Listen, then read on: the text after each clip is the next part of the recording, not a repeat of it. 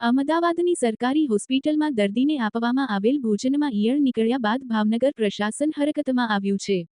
મહાનગરપાલિકાના આરોગ્ય વિભાગ દ્વારા સરકારી હોસ્પિટલના રસોડા વિભાગમાંથી ભોજનના નમૂના લેવામાં આવ્યા છે. તૈયાર બનેલા શાક અને ભાતના નમૂના સીલ કરવામાં આવ્યા છે.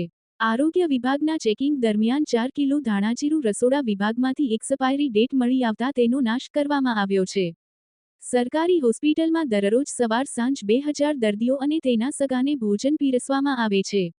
અજય બુધેલિયા, ન્યૂઝ 14 ભાવનગર. આપનું નામ ને પરિચય.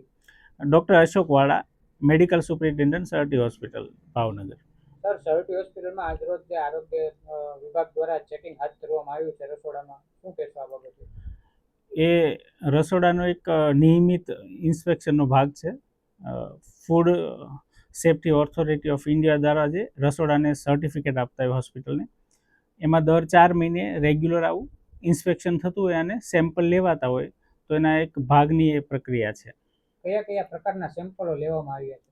એમાં ખાસ કરીને જે ફૂડ પ્રિપેર કરેલું હોય, શાક છે, ભાત છે, એમાંથી એ નમૂના લીધેલા હોય છે. સર, આમાં ધાણા જીરું છે એ એક્સપાયરી ડેટ વાળું નીકળ્યું છે, પડીકાઓ, શું કહેશો? એ લગભગ 1-2 પડીકા 2025ના હશે, એટલે એ એક્સપાયર થયેલા એમાં બતાવે છે અને એને તરત નાશ કરવામાં આવ્યો છે.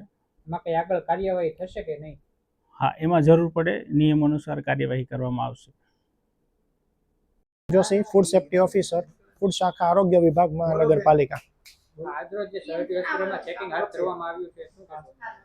રૂટીન આપણો સરકારી જેટલી પણ છાત્રાલયો છે, સરકારી સંસ્થાઓ છે, તેમાં ચાલતા કિચનમાં રૂટીન આપણી કામગીરી હોય જ છે. જેમ કે સમરસ બોયઝ હોસ્ટેલ, સમરસ કન્યા છાત્રાલય, અનુસૂચિત જ્ઞાતિની છાત્રાલય, એવી જ રીતે સરટી હોસ્પિટલના મેદાનમાં જે નિઃશુલ્ક દર્દી અને એના પેશન્ટને એક ટિફિન જે આપવામાં આવે છે નિઃશુલ્ક, તેની તપાસ આજરોજ હાથ ધરવામાં આવેલ છે.